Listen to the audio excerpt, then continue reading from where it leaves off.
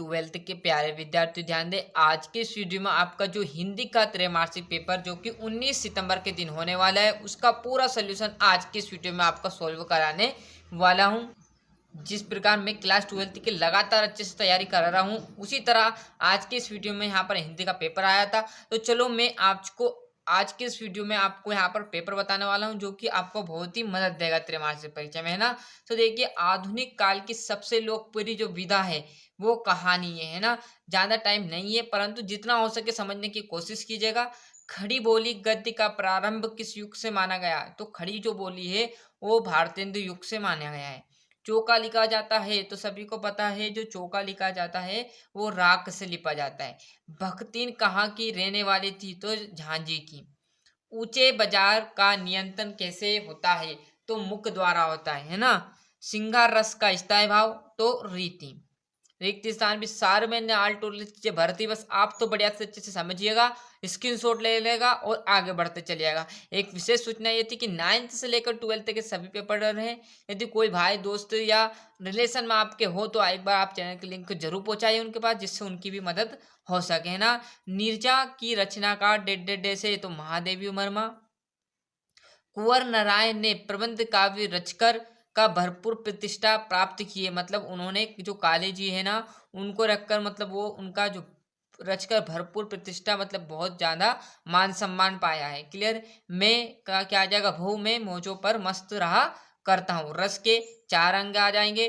कवि ने कवि बच्चन राय का डेडेडेस ध्यान नहीं करते थे तो जग का, है ना। छायावाद का समय डेडेडेस तक माना गया है, तो 1920 से 1936 तक किसका माना गया है? रीतिकाल का। क्लियर है। सॉरी, छायावाद का, है ना। वो सही जोड़ी का भी अच्छे से स्क्रीनशॉट ले लीजिए। व्यंग की प्रधानता आपकी आ जाएगी नई कविता। एक जो गीत रहेगा वो हरिवंश राय बच्चन। आनंद यादव जी जो थे वो जूस थे। अर्थ के आधार पर वाक्य के प्रकार होंगे, तो अर्थ के आधार पर वाक्य के 8 प्रकार होते हैं। ऐसे बाजार मानव के लिए होते हैं। तो 5वां आपका क्या आ जाएगा? विडम्बना। भक्ति इनकी सहज बुद्धि है, तो आपका 6ठा में देखोगे तो विस्मय में करने वाली। यहाँ से इसका स्क्रीनशॉट ले लीजिए। और जैसे हम आगे बढ़ेंगे तो आपका यहाँ पर देखिएगा सत्यासत्य, है ना। आधुनिक हिंदी कविता का प्रारंभ 1900 ईस्वी से माना जाता है, तो बिल्कुल ये बात आपकी सत्य रहेगी। बाजार का जादू आग की राह काम नहीं करता, तो बिल्कुल ये भी असत्य रहेगा। और सूर्य उदय होने पर उषा का जादू टूटता है, तो जैसे सूर्य उदय होगा, आपने देखा होगा जो सुबह का भोर रहती मतलब, है ना, वो खत्म हो जाती है और सवेरा हो जाता है ना। अंधेरा नगरी खंड काव्य ये आ सकती है। और यहाँ सत्यासत्य देख लीजिएगा। एक वाक्य भी यहाँ पर देखिएगा। आधुनिक काल के द्वितीय युग का नाम लिखिए। मतलब आदि काल का जो एक और नाम है वो क्या है? भारतेंदु युग है ना। हरिवंश राय बच्चन द्वारा लिखित एकमात्र डायरी का नाम प्रवास की डायरी। भक्तिन का वास्तविक नाम लक्ष्मण था। आज्ञावाचक वाक्य का एक उदाहरण दीजिए। तो बाजार से सब्जी लेकर आओ या सब्जी लाओ। किसी को आप आज्ञा दे रहे हो, ऐसा मतलब नहीं कि यही सटीक है। आप किसी को भी आज्ञा दे रहे हो कि मेरे मेरे पास मेरे साथ चल वहां पर जा।